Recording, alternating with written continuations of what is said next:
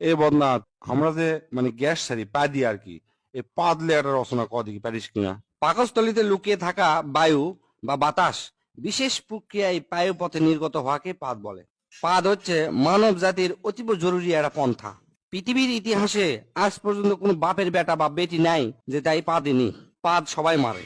যুক্তরাষ্ট্রের প্রেসিডেন্ট থেকে শুরু করে রানী এলিজাবেথ, বিখ্যাত নায়িকা শাহরুখ খান, সালমান খান, টম ক্রুজ থেকে শুরু করে সোগলি, অ্যাঞ্জেলিনা জোলি, কি কমো সোগলি পাদ দেয়। বিশেষজ্ঞদের মতে পাদ 4 প্রকার। এক নম্বর হচ্ছে ঠাস পাদ, আর হচ্ছে ফুস পাদ, আর হচ্ছে কুইয়া পাদ, আর ঝোল পাদ। এক নম্বর ঠাস পাদ হচ্ছে মানুষের আবেগ নিয়ে খেলা করে, ওটা হচ্ছে ঠাস পাদ। এল্লা পাদ সাধারণত হরেক রকমের মন মাতানো সুরের সাথে নিজেদের আগমন ঘটায়। শব্দ দূষণের অভিযোগ পাওয়া গেলেও এই পাদ বেশিরভাগই বিনোদন দেয়। জোরে জোরে পাদের শব্দ শুনে মানুষজন হাসাহাসি করে, ই অক দোষ দেয়, উই অক দোষ দেয়, সেজন্য চরম একটা মজা হয়। 2 নম্বর হচ্ছে ফুসপাদ।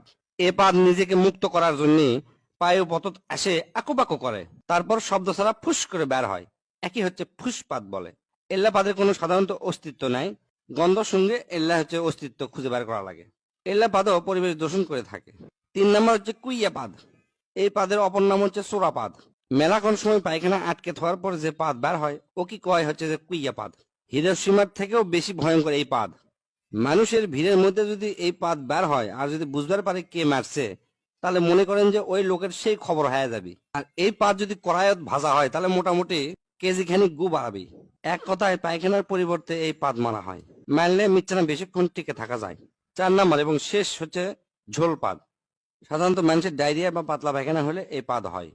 চলাফেরা করার সময় পাদ দেওয়া মিচ্ছানা ঝুঁকিপূর্ণ। মিচ্ছানা নয়, ভালোই ঝুঁকিপূর্ণ। রিক্স নিয়ে পুক করে পাদ মারবেন, মনে হবে যে পাদই মারমো, কিন্তু তা নয়, পাদের সাথে ঝোল বের হয়া প্যান ট্যান সব হলুদ হয়ে যাবে। এই পাদের শব্দ সাধারণত ফ্যার ফ্যার ভ্যার ভ্যার। এক কথায় মানব জীবনে পাদের গুরুত্ব অপরিসীম। পাদ যদি মানুষ না দিবার পারল নি, তাহলে মানুষের পেটের মধ্যে মিথেন গ্যাস জমা হয়ে গেল নি, এক সময় মানুষ মহাশূন্যে উড়ে চলে গেল হনি। এই পাদের আর একটা সমস্যা আছে, সেটা হচ্ছে কি, পাদ মারলেও বোঝা যায় না যে এর সাথে ঝোল বাড়ালো কিনা। মানুষকে আবার জিজ্ঞেস করা লাগে, আচ্ছা ভাই পাদের কি ঝোল হয়? তাই যদি কয় হ ঝোল হয়, তখন তাই মনে করবি আমি মনে হয় হাগিয়ে ফেলে দিছি।